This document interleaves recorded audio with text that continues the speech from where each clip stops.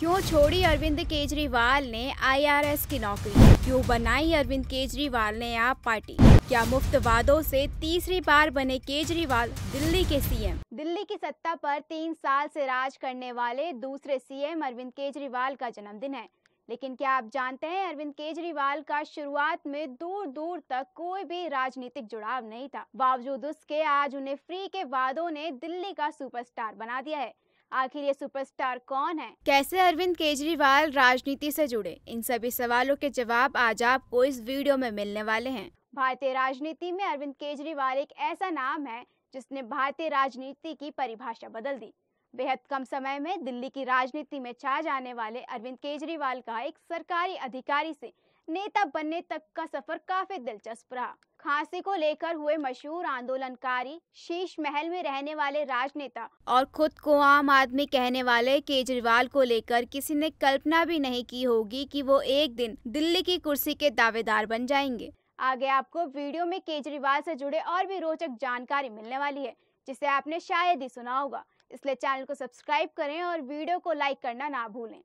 ये वही केजरीवाल है जिनका राजनीति में आने से पहले राजनीति से दूर दूर तक कोई रिश्ता नहीं था। इतना ही नहीं, यहाँ तक कि अरविंद केजरीवाल ने राजनीति में आने से पहले ये तक कह दिया था कि मैं अपनी जिंदगी में कभी भी राजनीति में नहीं आऊंगा। केजरीवाल ने राजनीति में आने के बाद उस कल्पना को गलत साबित किया जिसे कि एक विशेष लहर के साथ कहा जाता है कि एक विशेष लहर के साथ कोई दूसरी लहर नहीं चल सकती।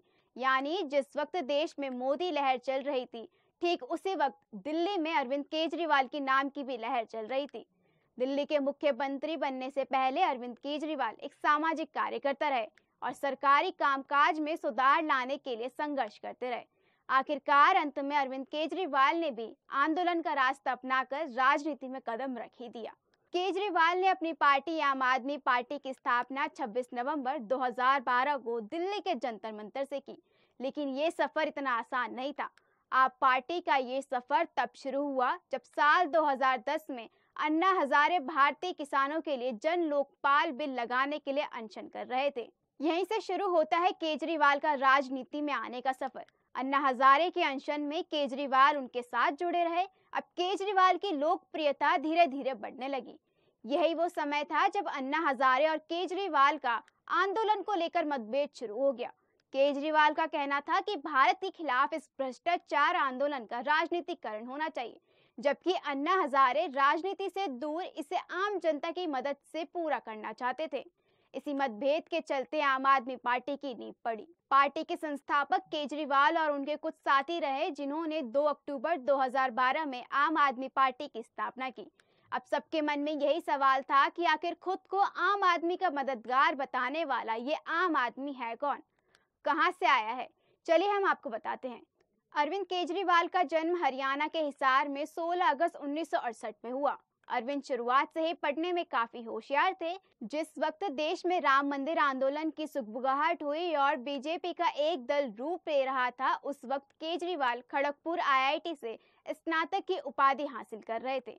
1992 में जब देश में बाबरी विध्वंस का नजारा हाजिर हुआ और देश भर में दंगे फसाद होने लगे, उसी साल 1992 में वे आईआरएस बने और भारतीय राजस्व सेवा में आ गए। दिल्ली उनकी कर्म भूमि बनी और वे आयकर आयुक्त कार्यालय के अफसर बने। स्वभाव से ईमानदार अफसर अरविंद केजरीवाल ने देखा कि राजनीति किस कदर भ्रष्टाचार में डूबी हुई है। भ्रष्टाचार को खत्म करने के लिए वे पहली बार अन्ना हजारे के आंदोलन से जुड़े और आखिर में अपनी पार्टी बनाकर राजनीति में कदम रखा। आम आदमी पार्टी से केजरीवाल ने राजनीति में कदम तो रख लिया था, लेकिन चर्चाओं और विवादों ने केजरीवाल का पीछा नहीं छोड़ा। राजनीति में आने के बाद वाद विवाद का होना एक आम सी बात है, लेकिन लगता है केजरीवाल के लिए विवादों में आना सच में कोई एक आम बात है। 11 साल के इस राजनीति के सफर में केजरीवाल का विवादों से पुराना नाता रहा। आज भी आपको केजरीवाल किसी न किसी विवाद में घिरे नजर आते ही होंगे। वो चाहे घर में शीश महल को बनाना हो या फिर एलजी की तुलना अपनी पत्नी से करना। केजरीवाल के जन्मदिन जैसे खास मौके पर जानिए उनसे जुड़े विवाद और रोचक कहानी। केजरीवाल अब तक सबसे ज्यादा विवादों में अपनी ही पार्टी को लेकर चर्चा में बने रहे। राजनीति में आने के बाद केजरीवाल सबसे ज्यादा राजनीतिक पार्टी बनाने को लेकर विवादों में घिरे थे। जिसको लेकर केजरीवाल समय समय पर सोशल मीडिया पर ट्रोल होते रहते हैं। अन्ना हजारे द्वारा जन लोकपाल बिल के लिए किए गए आंदोलन को राजनीतिक पार्टी बनाने पर अन्ना हजारे और अरविंद केजरीवाल अलग हो गए थे। अन्ना और केजरीवाल को अलग हुए काफी समय हो गया था, लेकिन ये विवाद आज भी केजरीवाल को कई सवालों के कटघरे में खड़ा कर देता है। केजरीवाल से जुड़ा दूसरा विवाद पूर्व गवर्नर नजीब से जुड़ा है। ये बात है साल 2015 की, जब अरविंद केजरीवाल ने नजीब जंग पर केंद्र सरकार के कहे अनुसार काम करने का आरोप लगाया था, खासकर अफसरों के तबादले के मामले पर। केजरीवाल सरकार को ये काम नहीं करने देने, इसको लेकर पूर्व गवर्नर और केंद्र सरकार पर केजरीवाल ने जमकर आरोप लगाए थे। इतना ही नहीं, केजरीवाल दिल्ली पुलिस को लेकर भी विवाद का हिस्सा बन चुकी है। आप सभी को पता होगा कि दिल्ली पुलिस केंद्र सरकार के अंतर्गत आती है। यही वजह है कि अरविंद केजरीवाल और दिल्ली पुलिस के बीच तनाव का माहौल बना रहता है। केजरीवाल सरकार आरोप लगाती रहती है कि दिल्ली पुलिस उनका आदेश नहीं मानती। आपको जानकर हैरानी होगी कि एक बार केजरीवाल ने अपने एक इंटरव्यू में दिल्ली पुलिस को ठुल्ला तक कह दिया था। इसके बाद ये विवाद इतना बढ़ा कि ये बात कोर्ट तक पहुंची और केजरीवाल पर मानहानि का केस दर्ज हुआ। बाद में केजरीवाल को आरोप मुक्त कर दिया गया। चौथा विवाद आप पार्टी के लोगों से जुड़ा है। केजरीवाल का संस्थापक सदस्यों के बीच काम करने के तरीकों को लेकर विवाद होता रहता है। इसके बाद से अक्सर पार्टी के लोग ही ये आरोप लगाते नजर आते हैं कि अरविंद केजरीवाल पार्टी को किसी लोकतांत्रिक तरीके के बिना ही अपनी मर्जी से चलाते हैं और पार्टी से जुड़े कई फैसले अपनी मर्जी से और अकेले लेते हैं। दिल्ली के सीएम अरविंद केजरीवाल अपने बयानों को लेकर तो सुर्खियों में रहते ही हैं, साथ ही केजरीवाल की योजनाएं भी लोगों का ध्यान अपनी तरफ खींचती है, जिसमें 200 यूनिट तक फ्री बिजली और निःशुल्क पेयजल योजना शामिल है। केजरीवाल आम जन की नब्ज को बहुत अच्छे से जानते हैं। जब बुनियादी जरूरतों की बात आती है तो बिजली, पानी, सड़क सबसे पहले आते हैं। अरविंद केजरीवाल ने दिल्ली में बिजली को 200 यूनिट तक फ्री कर दिया। ऐसे में किराए के मकान में रहने वाले छोटे उपभोक्ताओं को सीधा फायदा मिला, भले ही इससे सरकार को कितना ही नुकसान हो जाए और जनता को इसकी मुफ्त आदत क्यों न पड़ जाए। बावजूद इसके ये योजनाएं यूं ही चालू हैं।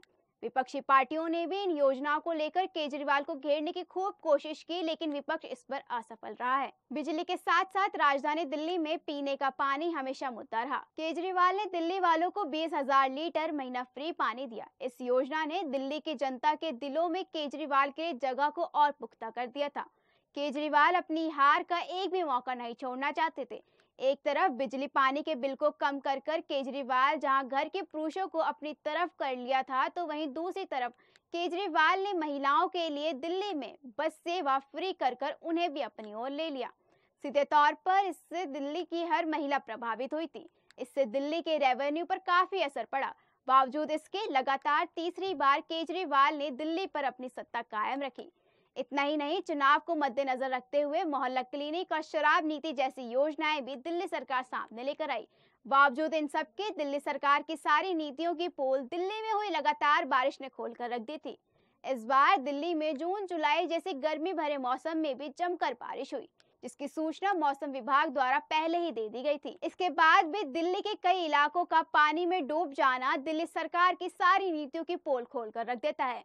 अब सरकार ने बारिश से पहले नालों की सफाई और बचाव के लिए तैयार क्यों नहीं कर पाई, ये बात तो दिल्ली सरकार ही जानती है। चुनाव के समय फ्री के वादों की बौछार करने वाली केजरीवाल सरकार आज भी ये कहते नजर आती है कि चुनाव जीतना कभी भी अरविंद केजरीवाल के एजेंडे में नहीं रहा।